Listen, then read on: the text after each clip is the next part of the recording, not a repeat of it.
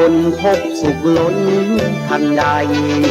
มีพระธรรมนำชัยเป็นหลักน้อมนำแนวทางฟังธรรมสู่ใจให้รู้ปล่อยรู้วางกระจ่างทางสุขสันต์รู้เท้าหัวทันใจเป็นสุขทุกคืนวันยังสร้างสวรรค์เพราะมีธรรม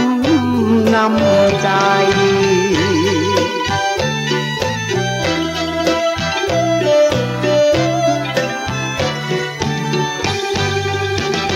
บรรณาการจากพระอาจารย์พระครูได้เผยแพร่ความรู้เชิดชูพระธรรมกระจ่างพระอาจารย์แก่นชี้ทางสว่างช่วยแนะนำแนวทางสว่างสงบร่มเย็นเชิญท่านมาฟังให้หายเศร้าโศกลำเค็ญร่มเย็นเพราะธรรมนำทางได้ข้อคิดแห่งพินิจพบแสงสว่างพระธรรมนำทางและพระธรรมนำใจ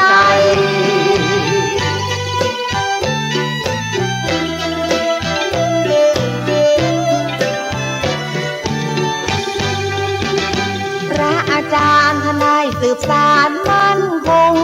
พระครูประหลัดกิตติพงษ์มีจิตจำนงกล้าแก่วัดสันขยอมอำเภอสันทรายเผยแพร่อุโบสถไม้สักนามแท้และดูเป็นทรงล้านนาธรรมะสู่ใจให้ท่านได้ห่างโรคภัยพบสุขสดชื่นหันษาหลักคิดหลักธรรมมีพลังเก่งกล้าเชิญฟังเถิดนะธรรมะธรรมาสู่ใจ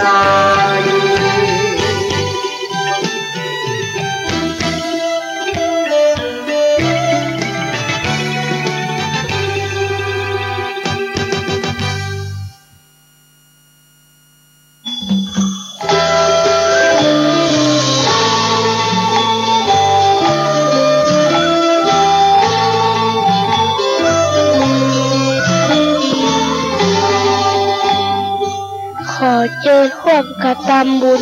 เจ้าภาพสร้างศาลาปฏิบัติธรรมร่วมฮับเป็นเจ้าภาพโครงหลังคาพร้อมมุงเมตรละ 1,500 บาทเจ้าภาพปูกระเบื้องเมตรละ 600 บาทร่วมเป็นเจ้าภาพได้ที่วัดสังขยอมติดต่อได้ที่พระครูสถิตธุลาธรเจ้าอาวาสวัดสังขยอมเบอร์โทร0806849835พระอาจารย์แก่นเบอร์โทร0962629694เชิญร่วมเป็นเจ้าภาพได้นะครับขอบคุณครับ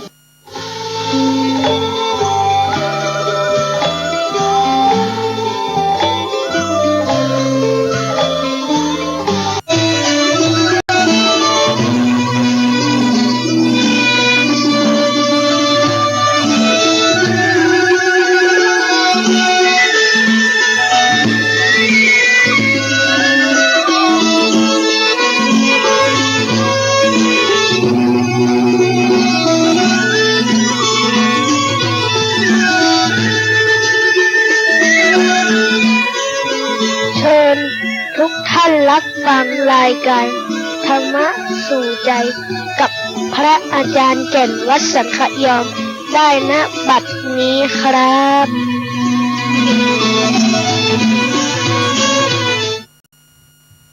ยอมมือสาครูบาอาจารย์ไทยผู้ฟังเหนือใต้ที่ดังยีใจหมายธรรมะสู่ใจวจีพระผายบ่ายโมงเนิ่นนายยิงใจใหญ่น้อยเพื่อสันติภาพนาประชาเป่งปอยสืบฮีดสารหอยเอาไว้คลื่น104.50 ยกมานั่นไซพระธาตุ พระวัดหัวฝ่ายได้มีมาพระอาจารย์แก่นจักขอจาเล่าอ้างวัดสันขยอมเรียงรองสว่างศรัทธานำต่างสืบใจเจิญฮับฟังนาจักจาเล่าไว้ผู้ฟังเหนือใต้นำมาฟังธรรมะนี้ตุปี้อู้จ๋าขอเจิญศรัทธาฮับฟังกันได้ฮับฟังกันได้กราบนมัสการถวายความเคารพหลวงพ่อพระครูสมุวิจวัตรวรกิจโจท่านผู้อำนวยการขึ้นวิทยุเพื่อการศึกษาพระพุทธศาสนาและจริยธรรม FM 104.50 วัดฝ่ายหินท่านผู้อำนวยการสถานีวิทยุเพื่อการศึกษาพระพุทธศาสนาและวัฒนธรรม FM 104.50 วัดฝ่ายหินท่านพระครูสถิตธุราธรเจ้าวาดวัดสันขยอมวิหารอุโบสถไม้สักทองทรงล้านนาประสงค์เถรานุเถระครูบาอาจารย์จุตนจุองค์จุรูปเจริญพรเจริญธรรมธรรมะสวัสดีกับบรรดาญาติโยมอุบาสกอุบาสิกาทายกทายิกาศรัทธานบุญตั้งหลายทุกท่านทุกคนบัดนี้อาตมาภาพจักได้เข้าสู่รายการธรรมะสู่ใจธรรมะบรรณาการจากการเฟซบุ๊กไลฟ์กิตติพงศ์กิตติโสพโนเพจธรรมะสู่ใจเพื่อสันติภาพ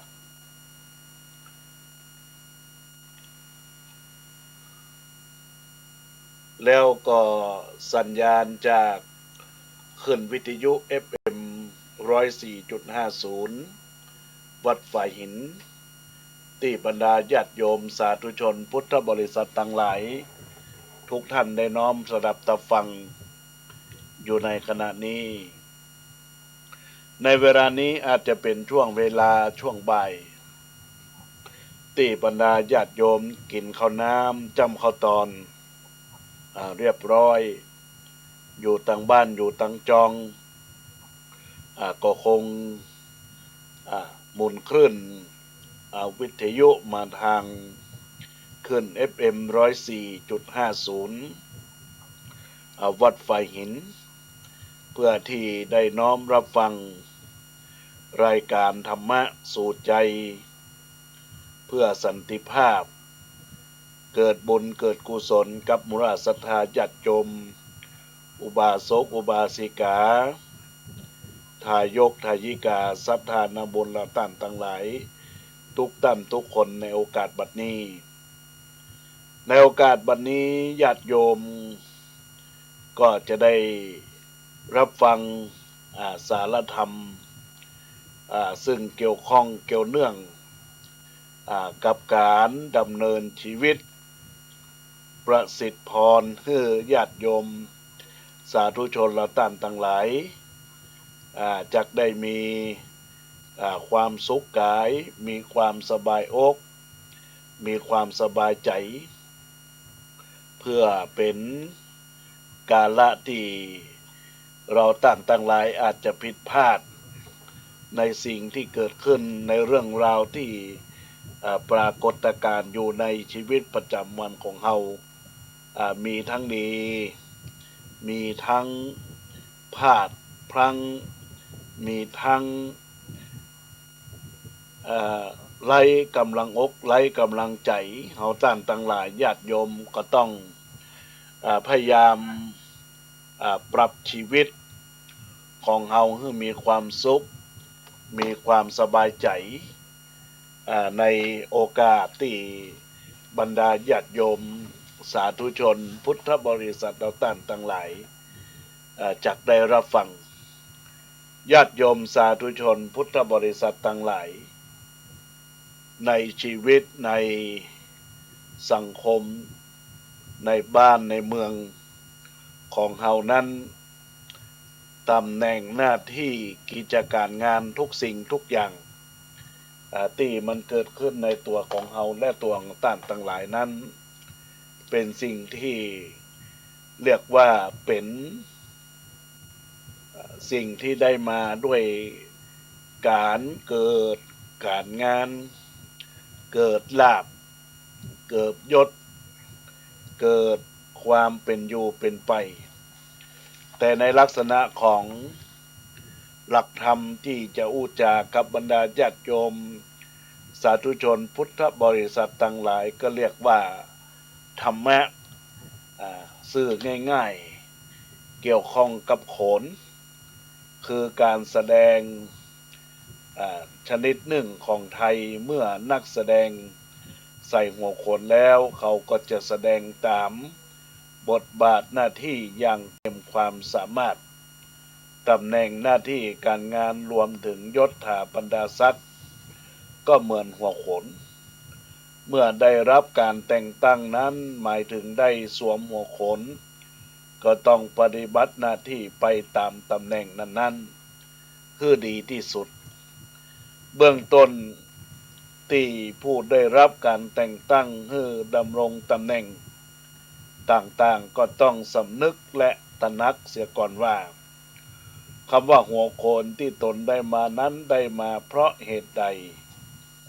เช่นว่าประการที่หนึ่งได้มาเพราะเส้นเป็นเด็กของใครอ้างอิงบารมีผู้ใหญ่สูงสักเพียงใดประการที่สองได้มาเพราะสายไหนพวกใครพวกพรรคใดมาช่วยกันลากไปประการที่สามได้มาเพราะของได้มาเพราะซองอย่างญาติโยมทั้งหลายเงินมากเท่าใดใจนโยบายป่อบุญทุ่มแม่บุญแจกแลกยศแลกตำแหน่งก็มีมาประการต่อไปหรือได้มาเพราะความสามารถด้วยฝีมือและก็ผลงานตามที่เขาต้องการด้วยมีความสัตย์จริงด้วยมีความจริงแท้แน่นอนบ่มีใครที่จะมายัดมาเยียดนี่เรียกว่าเพราะว่าความสามารถในญาติโยมและท่านทั้งหลายญาติโยมสาธุชนพุทธบริษัททั้งหลายทุกท่านทุกคนถ้าหัวโขนได้มาเพราะเส้นสายและซองอย่างใดอย่างหนึ่งหรือทั้งหมดก็พึงสั่งวรระวังพฤติกรรมของตนให้ดีอย่าเป็นประเภทมากดีกรีแต่บ่มีฝีมือหรือเป็นประเภทแย่และยี่ต้องพยายามพัฒนาฝีมือฝึกฝนตนเองให้เป็นคนเก่งคือเก่งคิดเก่งงานเก่งการเก่งทุกสิ่งทุกชนิดและต้องรู้เท่าทันอย่างญาติโยมทั้งหลายรู้เท่าทันโลกนะรู้เท่าทันโลกเก่งงานเก่งการทุกชนิดและต้องรู้เท่าทันคือทันโลกทันงานทันข่าวสารทันคนในญาติโยมก็ต้องพัฒนาตนเองให้เป็นคนดีมีฝีมือชนิดเยี่ยมและก็ยอดให้ได้อย่าใจอำนาจจนขาดคุณธรรมอย่าเป็นอภิสิทธิ์ชนจนลืมตัวใหญ่จนยอมไข่บ่เป็นหรืออย่าเอียงไปตามกระแสโลกโยกไปตามกระแสคนจนใจเสาะเพราะบางวันไหวจนไขแตะต้องบ่ได้สิ่งสำคัญที่สุดก็คือพวกที่มาเพราะเส้นสายซองนี้การปฏิบัติหน้าที่ต้องยืนยัดอยู่บนความถูกต้อง ชอบธรรมเป็นธรรมยุติธรรมถือระเบียบกติกากฎเกณฑ์หลักการรวมความว่าถ้าได้หัวโขนมาตามหลักเกณฑ์ดังกล่าวผู้สวมหัวโขนนั้นต้องพิสูจน์ตัวเองว่าเป็นคนดีมีฝีมือจนเกียรติกระบือแล้วก็ระบือเป็นที่ยอมรับของคนทั่วโลกเมื่อใดพึงงดเว้นจากการปฏิบัติที่แสดงให้เห็นถึงการประจบสอพรประเภทยกยอยกไปเพื่อเอาใจนายดังที่เขาใจว่าหัวโขนที่ได้มาเพราะไร้ความสามารถนั้นมักประกาศให้เจ้าบ้านเห็นประเภทประจบสอพรเยินยอผู้บังคับบัญชาการรับอาสาทุกอย่างเข้าตำราที่กล่าวว่ารู้ประจบสอพอรู้ยอนายถึงผิดร้ายเขาก็คงจะสงสารไม่ยอนายมัวมายแต่การงานต้องดักดานบัดซบจบทุกคนบรรดาญาติโยมอุบาสกอุบาสิกาทายกทายิกาศรัทธานาบุญละต้านทั้งหลายในเรื่องที่ได้กล่าวดังนี้เป็นเรื่องที่เราต้านทั้งหลายจะต้องพิจารณาถึงความแท้จริงเท็จจริงที่เกิดขึ้นกับตัวตนและของเฮาและต้านทั้งหลายที่เกิดมีมาที่เกิดจากได้รับ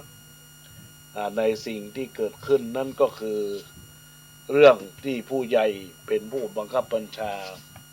ก็มีความสำคัญโบราณท่านสอนไว้ว่าเป็นผู้น้อยต้องระวังหัวคือต้องรู้จักก้มหัวผู้ใหญ่อ่อนน้อมถ่อมตนแสดงสัมมาคารวะต่อผู้ใหญ่ว่าใจประจบสอพออย่าฮือไขปั่นหัวต้องใช้หัวคิดอย่าใช้หัวคดกับผู้ใหญ่ประการที่สองญาติโยมเป็นผู้ใหญ่ต้องระวังหู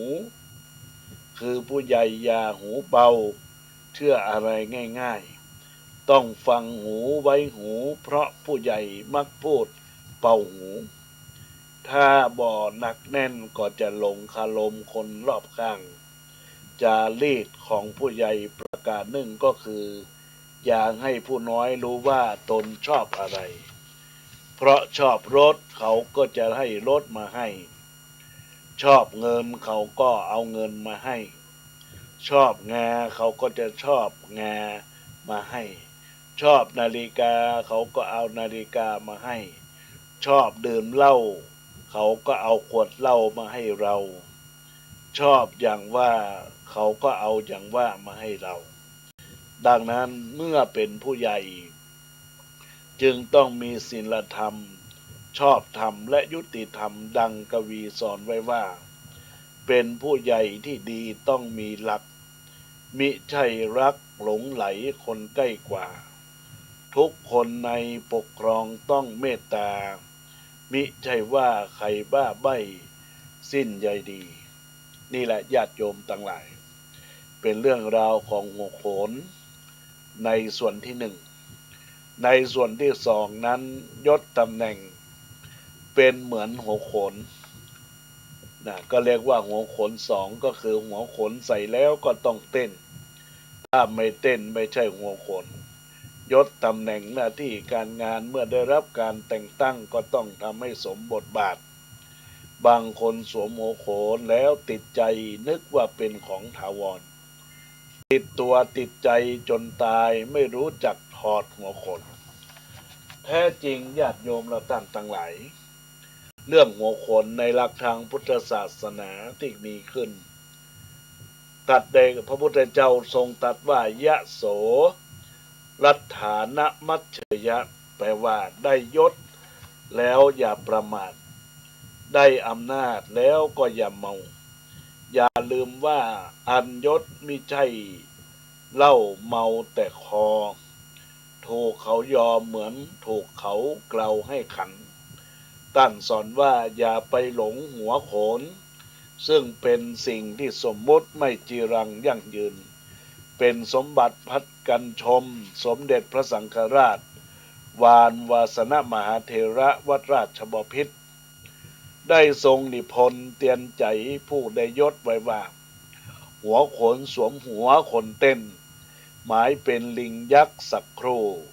ถอดหัวโขนคนเดิมดูใช่ผู้ยักษ์ลิงสิ่งลวงเรื่องยศเรื่องตำแหน่งนี้ถ้าพิจารณาคือดีตองด้วยปัญญาอย่างท่วนทีหัวโขนชนิดนี้ก็จะทิ่มแทงคือเจ็บปวดทุกข์ใจถ้ามีการปรุงแต่งจนเพอใจไขว่คว้ายศถาบรรดาศักดิ์ก็จึงเป็นที่มาของความทุกข์จริงๆแล้วบรรดาญาติโยมทั้งหลายการตองดูเถิดว่าเมื่อยังบ่ได้ก่อกระสันอยากได้จนตัวสั่นทุกทางนั้นเพราะอยากได้เมื่อได้แล้วก็กระเสียกกระสนเพราะอยากได้ยิ่งขึ้นแอมเมื่อเสียมก็กระซับกระส่ายเพราะเสียใจเสียดายทำใจบ่ได้จะเห็นโลกกระทำบางท่านป่วยปางตายพอได้ยศเจ็บก็หายใครก็หมดจากหน้าเศร้าก็กลายเป็นหน้าสดใสยศก็เลยกลายเป็นโอสถของวิเศษบางรายชราจนเดินทางสายเปลี่ยวเที่ยวเอกาไปปรโลกพอได้ยศก็สดชื่นเป็นปื้มจนลืมตายเตรียมตั๋วรับส่งหน้าที่กันวุ่นวายบางท่านครั้นผิดหวังบ่ได้เลื่อนยศบ่ได้เลื่อนตำแหน่งก็ตอมตรมข่มขืนจนไฟหน้าฟ้าขึ้นแก้มแล้วก็ทำให้ทำใจบ่ได้เกิดอาการกระเซาะกระแสะเจ็บก็บ่หายบางทีก็ตายก่อนกำหนดก็มีน่าสลดใจบางรายญาติโยมละท่านทั้งหลายที่ผิดหวังบ่ได้ดังใจคิดก็เลยเสียใจที่ได้ตีโพยตีพายโตดนั้นด่านนี้เสร็จสีว่าเล่นพักเล่นพวกมันเอาพวกมันแต่งตั้งพวกมันเราคนมามีพวกอันที่จริงเรื่องเล่นพวกนี้เป็นสัจธรรมถ้าเราคิดพิจารณาดียศตำแหน่งในโลกนี้มีมาจากพวกนี้แหละญาติโยมทั้งหลายถูกแล้วเพราะพวกนั้นหมายถึงพอก็คือการทำให้พอใจ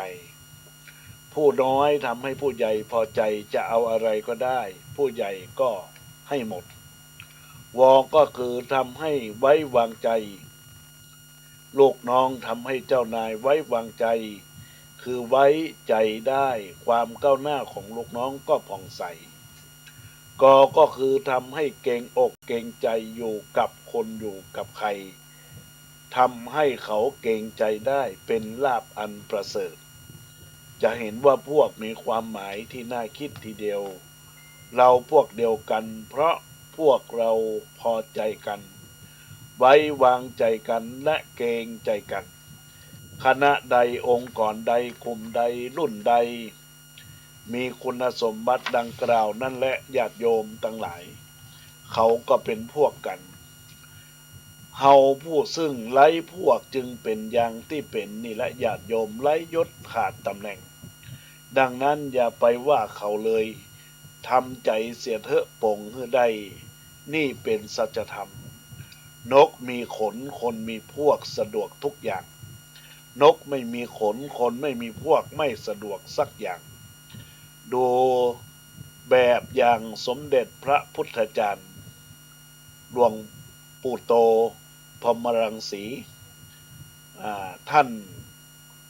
เข้าใจอยู่กับหัวขนน่าคิดเหลือเกินคราวหนึ่งหลวงพ่อโตหรือว่าหลวงปู่โตได้รับนิมนต์ไปสวดมนต์ในสวนแห่งหนึ่งย่านฝั่งธนบุรีสวนแห่งนี้ต้องพายเรือเข้าทางคลองแคบๆสมเด็จท่านไปด้วยเรือกำปั้นกับลูกศิษย์โดยนำพระยศไปด้วยบังเอิญขณะนั้นน้ำแห้งเข้าคลองบ่ได้สมเด็จโตก็จึงลงเข็นเรือกับลูกศิษย์ของท่านชาวบ้านเห็นจึงพากันตะโกนบอกต่อๆไปว่าสมเด็จโตเข็นเรือโว้ยสมเด็จโตเข็นเรือโว้ยสมเด็จโตได้ยินก็ตอบโต้ไปว่าฉันไม่ได้สมเด็จดอกจ้าสมเด็จท่านอยู่ในเรือนะจ๊ะว่าแล้วท่านก็ชี้มือไปที่พัดยศสักพักชาวบ้านก็ลงมาช่วยกันเข็นเรือไปจนถึงบ้านงานสมเด็จโตท่านต้องการสอนว่าหัวโขนนั้นน่ะต้องถอดวางเมื่อลงจากเวทีชันใดยศศักดิ์ก็บ่ใจที่พึงยึดถือเป็นตัวกูของกูฉะนั้นเพราะฉะนั้นอันมีบทกลอนนักปราชญ์ท่านกล่าวว่าอันยศศักดิ์อักขรฐานโบราณว่าคือที่มาของสมบัติดุจหัวโขนยศอำนาจวาสนาพาลืมตนต้องมีมนคู่ใจไว้พึ่งพายะโสรัตฐานะมัชเชยะคือคำพระประพันธ์เป็นคาถาทั้ง8 คำจำไว้ในอุลาสติมาหมดเมาเป่าเพราะเป่ามนญาติโยมสาธุชนพุทธบริษัททั้งหลายทุกท่านทุกคนได้รับฟังรายการธรรมะที่ได้ก่อนไกลอุจจากับบรรดาญาติโยมสาธุชนในเรื่องของหัวโขนทั้ง2 โขนไปเรียบร้อยบรรดาก็คงจะได้ข้อคิดแก้คิดในสิ่งที่ดีที่เกิดขึ้นครับตัวตนของมุราศรัทธาญาติโยมดังที่อาตมาภาพจะได้หยิบยกข้าวกรมนงานสรรเล้าเกี่ยวข้องกับความเป็นตัวตนหรือว่าคุณค่าของมันตามที่ได้กล่าวว่าน้ำทะเลยังใจแป่งเกลือใบบตาเสือก็ยังเอาใส่หัวหนึ่งผักละสาบตึงๆก็ยังใส่แกงปะหนุนหญ้าตดหมาบ่มีกุลก็ยังเอากับตำส้มลมยังเอาใส่จอผักกาดจุ่มจะลิงโคมขนาดยังเอาไปแปลงยาบาเล็ดไม้อยู่ฟ้ายังแม่นลงมากินกับลาบควายหญ้าเมืองวายยังเอาไปห้ามเลือดผักหีเหียดผักเหียดก็ยังเอาแกงใส่กินหมูใบพริกแต้เอาถูใส่ขี้กรากน้ำนมเสลียมขมก็ยังเอามาพ่นเป็นยาฆ่าแมลงดอกนิ้วสีแดงยังมาเอาตากแห้งใส่หนมเส้นน้ำแข็งเย็นก็ยังใจประคบแก้ความบวมจ้ำผักกฐินยอดงามก็ยังกินแก้ความดันเหล้าที่กินกันยังใจผสมยาบะนาวเฮายังผ้าผสมเกลือแก้เจ็บคอบะขามฟักงอยังใส่จอบะเดอร์ผักกาดบักกอกหน่วยฟ้าก็ยังเอาใส่น้ำพริกตาแดงใบเตยอยู่จอกอยู่แจงยังใจดับกลิ่นกล้วยที่เฮากินก็ยังเป็นยาแก้เจ็บท้องได้นะญาติโยมทั้งหลายนี่แหละคุณค่าของผักทุกชนิดสิ่งแวดล้อมทุกชนิดที่อาตมาภาพ ได้หยิบยกมาก้อนไกให้บรรดาญาติโยมสาธุชนลองพิจารณาดูว่าเป็นสิ่งที่เราเรียกว่าญาติโยมทั้งหลายเป็นสิ่งที่เราเรียกว่ามีคุณค่า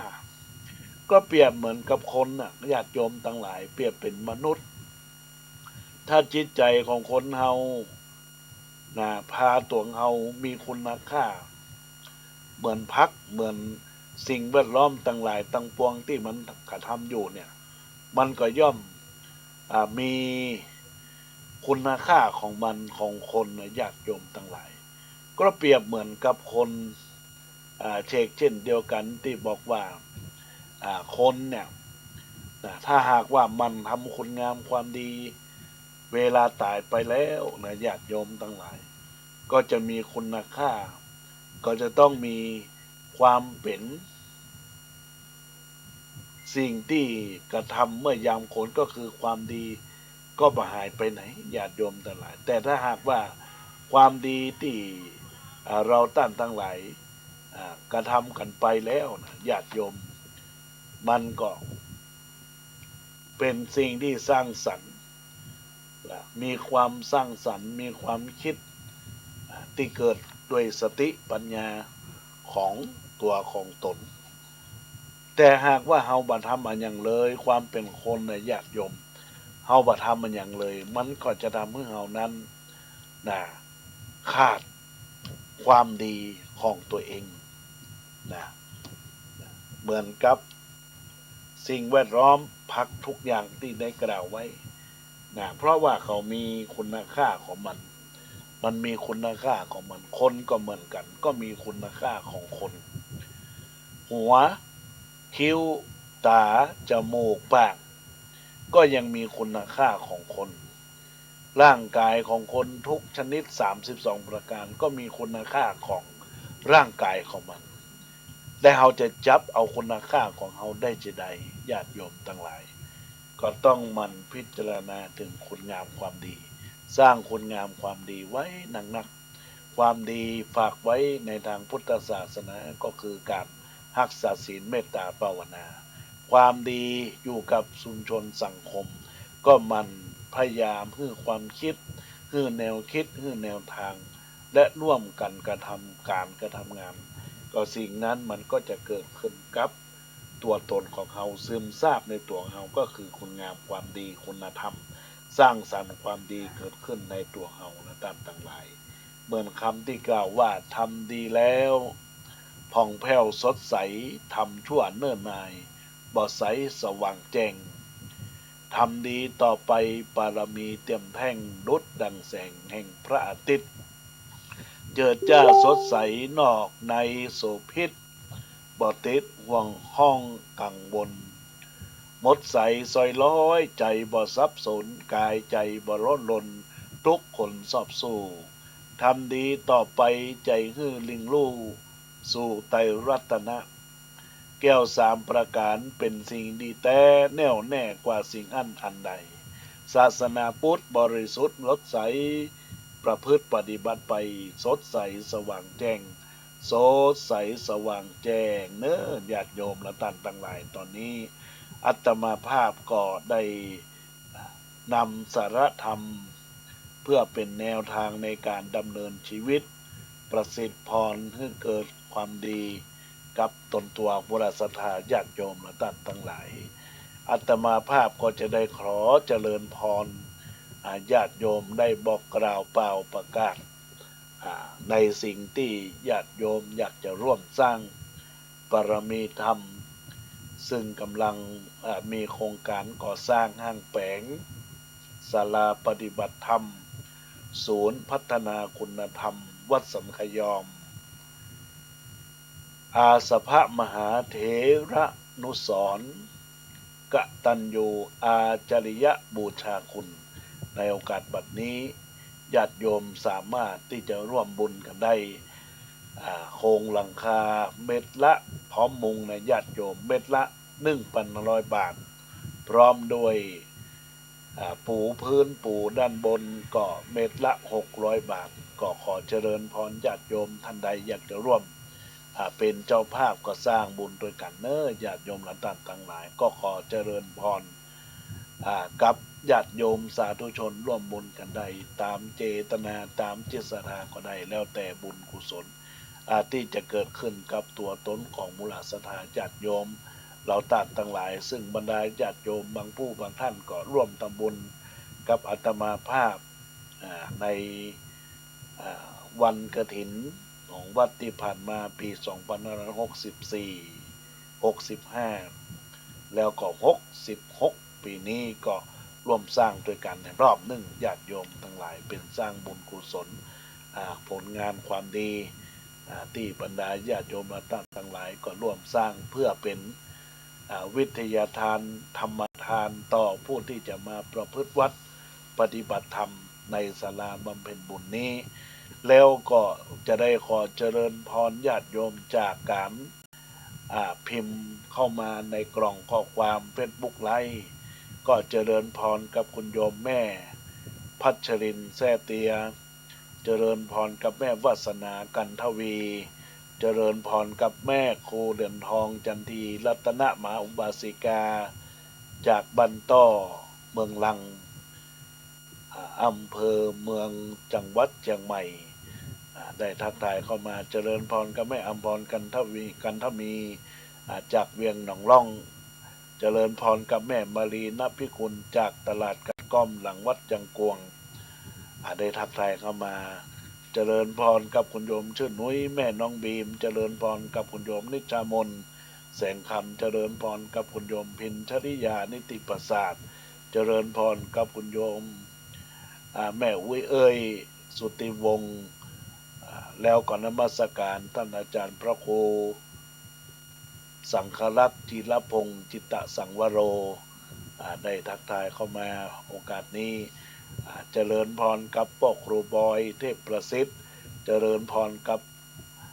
คุณโยมบุญเฉลียวศรีบุญเรืองเจริญพรกับป้อนานอินสมเตปินเพื่อนได้ฝากข้อความว่าเดินตามหลังผู้ใหญ่มาไม่กัดแต่อย่าขัดใจท่านให้ผ่านหมองนะอันนี้ฝากข้อคิดไว้อนุโมทนาขอบคุณกับป้อนานอินสมเตปินพิทาจารย์จากวัดเจริญเจริญพรกับคุณโยมพิมพ์ทองไข่โต๊ะเจริญพรกับคุณโยมแม่จันเพนคำโพธาเจริญพรกับคุณโยมพี่เบิ่มเรืองวิริยะนันท์เจริญพรกับคุณโยมออยกังเพน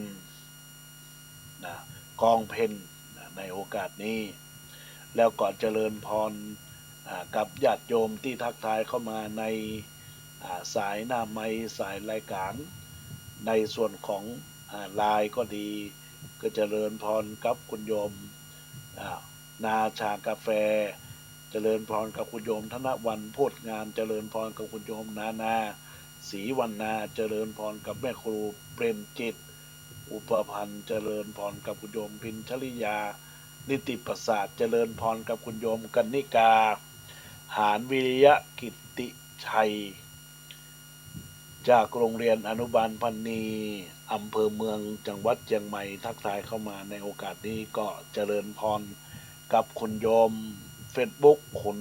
พลนาคาแล้วก็ญาติโยมอุบาสกอุบาสิกาน้าน้องคนเดิมจากบ้านเจดีย์แม่ครัวทักทายเข้ามาในโอกาสนี้ก็ขอเจริญพรญาติโยมอุบาสกอุบาสิกาทายกทายิกาศรัทธาท่านทั้งหลายที่รับฟังรายการธรรมะยามบ่ายโมงเก็บจะใกล้2 โมงเวลาอีก15 นาทีตอนนี้จักปล่อยโอกาสกับบรรดาญาติโยมได้ตักตายเข้ามาเอื้อนเอ่ยอู้จ๋าเข้ามาในรายการธรรมะในช่วงบ่ายนี้ที่เบอร์โทรศัพท์0962629694ทักทายเข้ามาได้เนื้อญาติโยมทั้งหลายที่รับฟังอยู่ทางใดก็ได้รับฟังทางวิทยุก็ดีทาง Facebook ไลฟ์ก็ดี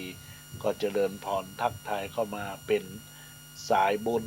สายกุศล ที่บรรดาญาติโยมจะได้ร่วมสร้างบารมีธรรมรับฟังไปแล้วก็ขอให้ญาติโยมได้มีความคิดความเจริญในหน้าที่การงานตอนนี้มีสายเข้ามาเจริญพรหลวงพ่อประโมทดีไหมดีแม่ผมว่าดีนะดีเพราะดีครับอนุโมทนาขอบคุณจ้ายินดีหลวงพ่อเจริญพรหลวงพ่อนะนมัสการด้วยครับขออนุโมทนาเนอะครับขออนุโมทนาขอบคุณกับหลวงพ่อประโมทจากอุทยานเจียงดาวในโอกาสที่ได้ทักทายเข้ามาในโอกาสนี้ขอเจริญพรกับบรรดาที่ได้รับฟังรายการเข้ามาทักทายเข้ามาเนอะ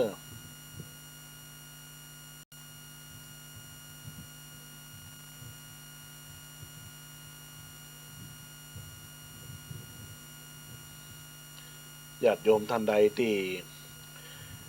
จะทักทายเข้ามาในองค์การนี้ก็ทักทายเข้ามาเนอะ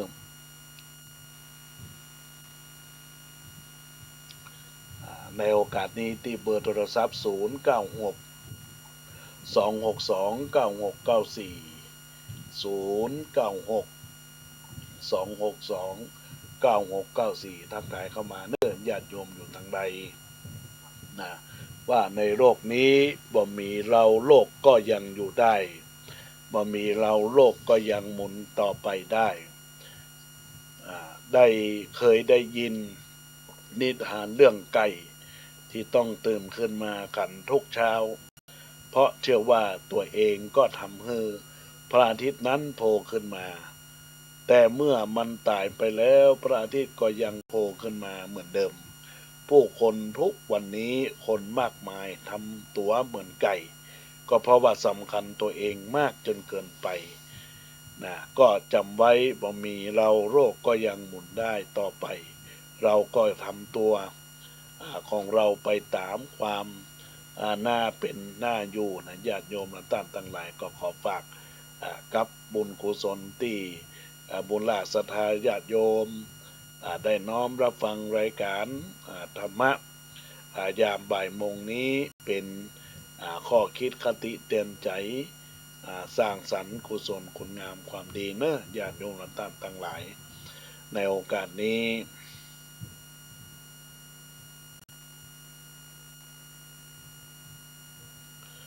ญาติโยมและท่านทั้งหลายเนอะท่านใดอยากจะร่วมทักทายเข้ามาในรายการธรรมะในโอกาสนี้ก็ทักทายเข้ามาอยู่ทางใดกันป้องหาก็ทักทายเข้ามาเนอะอูจากกันได้อูจากกันไปล้านนาไทยเรามีความเจริญก้าวหน้ารุ่งเรืองตะกี้เราอู้ถึงเรื่องของประเภทของคุณค่าของพรรคของสิ่งแวดล้อมต่อไปเราก็จะได้อู้ในเรื่องของสิ่งที่เกิดขึ้นกับตนตัวของเราและตัวตนของต้านทั้งหลายเจริญพรโยมพี่เบิ้มนมัสการเป็นยังไงเป็นท่านได้หมวกที่จะเริ่มถักไปให้บ้างไหมน่ะได้แล้วเรียบร้อยแล้วได้แล้วมันเย็นได้ไหมท่านได้แล้วก็เป็นห่วงกันจ้าดีทำแล้วไม่เจอท่านดีละได้รับเรียบร้อยหมดละอนุโมทนาขอบคุณถามท่านเจ้าอาวาสได้ว่าท่านมีที่มีท่านพ่อที่มันอยู่กันที่โคนแล้วมันหนาวท่านแม่นตอนเช้ามันเย็นจ้าแม่มันเย็นถ้าไปบิณฑบาตเส้นไหนเนี่ยวันพรุ่งนี้ก็ไปธนาสารนู่นน่ะมันเจอถ้าไม่ได้มาเส้นนี้เนาะเส้นนี้เห็นวัดท่านอะไรนะสันทรายมูลไปมันไม่ได้มาท่านไปเส้นข้างหลังใช่ไหมว่าไม่ได้เจอเลยใช่จ้าเดี๋ยววันหลังไปแล้วก็จะได้แวะเข้าไปทำอาหารไปถวายได้เลยเนอะจ้าอนุโมทนาเนอะจ้ายินดี จ้า จ้า อนุโมทนาสาธุเนอะคุณโยมเจ๊เบิ้มจ้า จ้าก็ขออนุโมทนาขอบคุณเนอะกับคุณโยมพี่เบิ้มเวงวิริยะนันท์ได้ทักทายเข้ามาในรายการ ตอนนี้ก็เจริญพรกับคุณโยมนานาศรีวรรณาคุณโยมแม่ได้ส่งข้อความมาบอกว่าจะร่วมมุทิตาจิตแสดงความยินดีที่ได้จบการศึกษารับปริญญาเอกที่ผ่านมาย้อนหลังเพราะว่าตั้งแต่เดือนกันยาที่ผ่านมาถึงปลายมกรานี้อยู่ต่างจังหวัดบ่ได้มาดูแลแม่ซึ่งป่วยสัญญาณอินเทอร์เน็ตบางทีบ่เสถียรกลับมาแล้วก็จึงขอทำบุญย้อนหลังได้เนอะก็เป็นยังคุณโยมแม่สุวรรณาได้เป็นเจ้าภาพมุทิตาแสดงความยินดีเนอะอนุโมทนาขอบคุณกับแม่ศรีวรรณาณเชียงใหม่500 บาทในการแสดงมุทิตาจิตในครั้งนี้ก็อนุโมทนาบุญเนอะได้ทักทายเข้ามาในข้อความก็เป็นบุญเป็นกุศลกับตัวตนของทุกคนทุกท่านในโอกาสนี้ก็แสดงความยินดีกับตัวตนของท่านตัวที่ได้สร้างบุญสร้างบารมีทำร่วมอกร่วมใจสังกันและกันเนอะก็ขออนุโมทนายินดีกับทุกคนทุกท่านในโอกาสบัดนี้ตัวตอนนี้ก็มีญาติโยมได้ทักทายเข้ามาเอื้อนเอ่ยในรายการก็มีน้าน้องคนเดิมพบปะกันที่วัดเจดีย์ที่วัดแม่แต่สีชัยมูลหนองไว้ก็เจริญพรกับคุณโยมลุงอ้วนเจริญพรกับคุณโยมหนูแหม่มข้าเจริญพรกับคุณโยมพองศรีจอมมูลในโอกาสนี้ได้ทักทายเข้ามาเอินเอ่ยอูจ๋าเข้ามาในรายการธรรมะยามบ่ายโมงก็ใกล้จะถึง2 โมงแล้วนะญาติโยมทั้งหลายตอนนี้อัตมาภาพก็คงจะได้เอินเอ่ยเข้ามาในรายการว่าญาติโยมทั้งหลายท่านใดก็เดี๋ยวรับฟังรายการในเวลาบ่าย3 โมงถึง4 โมงเนอะทักทายเข้ามาในรายการได้เป็นบุญเป็นกุศลกับทุกคนทุกท่านที่จักร่วมสร้างบารมีธรรมร่วมกันในบารมีธรรมแห่งการรับฟังธรรมะเป็นเครื่องปฏิพรสร้างสรรค์คุณงามความดีให้กับเกิดกับตนตัวของคนเราตั้งทั้งหลายให้มีความสุขกายมีความสบายอกมีความสบายใจซึ่งกันและกันเนอะก็ทักทายเข้ามาได้ตอนนี้ก็จะหยิบยกในเรื่องของการรับฟังคุณของโทษประโยชน์ของสิ่งที่เกิดขึ้นเกี่ยวข้องกับประโยชน์ของดินหน้าอินดูก็ดินโดนขุดไปขายดินมีทรายก็ดินในน้ำเหมืองดินปลูกเข้าเหลืองดินถล่มดินที่มนดินแปลงลูกกงดินแปลงลูกกงดินเอามาถมดินขายเป็นคิวแล้วก็ดินที่สัตว์กินแก้หิวดินปงดินที่เฮาล่มก็ดินแจ๊ะดินที่เฮาล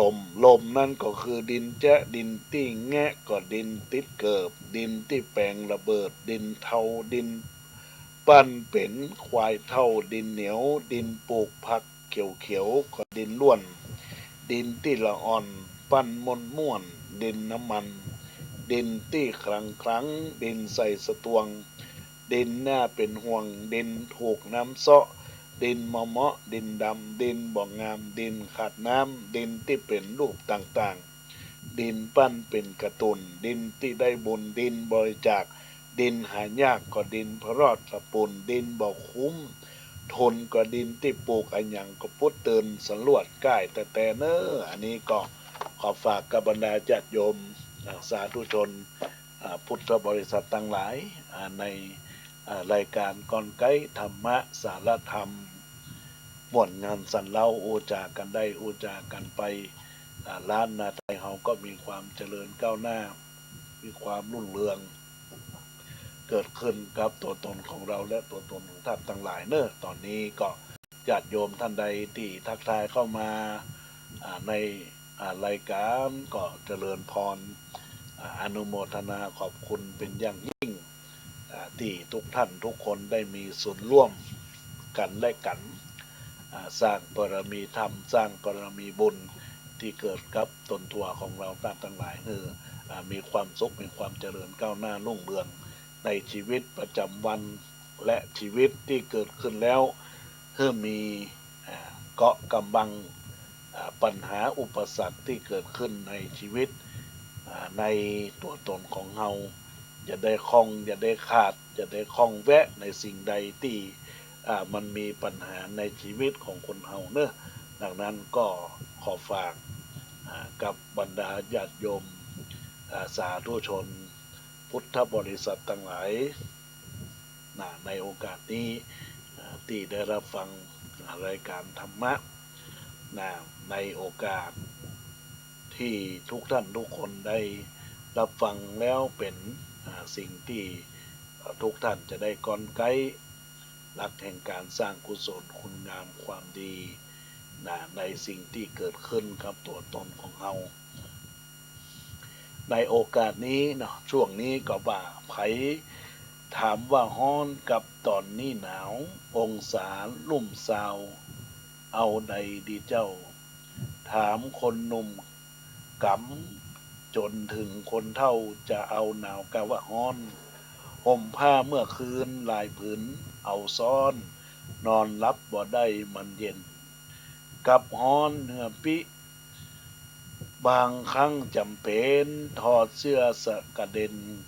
บ่ใจของไก่ใครถามแต่นาว่าตัวใครได้อากาศแบบใดกันนะเอาฮ้อนกันหนาวตอบมาสิจ๊ะจะได้ฮู้จะได้อู้ให้เขาฟังหนาวเย็นวันนี้จะไปเป็นหยังเอาหลวมมาดังก็ยังฮ้อนใดก็ยังฮ้อนใดเนอะญาติโยมทั้งหลายนี่ก็เป็นการกลไกหลักธรรมะชีวิตประจำวันในชีวิตของคนเราและต่างทั้งหลายที่รับฟังรายการธรรมะยามบ่ายยามบ่ายแล้วนะเดี๋ยวพบปะกันในขึ้นวิทยุ FM 96ในโอกาสนี้ต่อไปเนื่องญาติโยมต่างหลายตอนนี้ก็จะได้ขอโอกาสเวลาลารายการกับปุณณสถานจากโยมสาธุชนพุทธบริษัทต่างหลายทุกคนที่น้อมรับฟังรายการอยู่ในขณะนี้ก็ขอให้เป็นบุญเป็นกุศลกับทุกคนทุกท่านที่เกิดขึ้นดีมาก็ขอให้ญาติโยมจงตั้งใจปณิธานสิ่งดีงามที่เกิดขึ้นก็คือความสุขที่เกิดจากการมีความสุจริตอย่าได้ทุจริตความสุขที่เกิดจากการซื่อสัตย์และมีความอดทนอดกลั้นซึ่งกันและกันสิ่งเหล่านี้มันเป็นการบ่งบอกความรักและความห่วงซึ่งกันและกันก็ขอญาติโยมทั้งหลายจงมีพลานามัยที่แข็งแรงปราศจากโรคโศกโรคภัยไข้เจ็บจะได้มีสิ่งใดมากำมากายปราศจากทุกโศกโรคภัยมีอายุวันนะสุขะพระธนสารสมบัติคุณสารสมบัติทุกท่านทุกคนด้วยเทินขอเจริญพร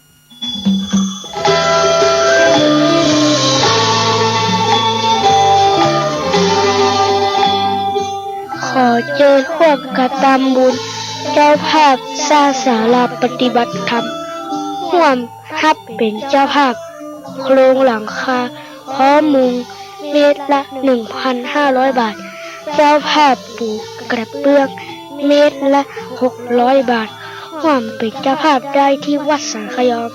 ติดต่อได้ที่พระครูสถิตธุลาธรเจ้าอาวาสวัดสังขยอม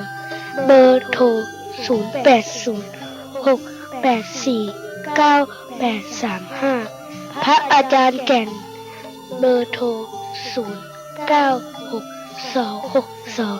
0962629694 เจิญร่วมเป็นเจ้าภาพได้นะครับ ขอบคุณครับ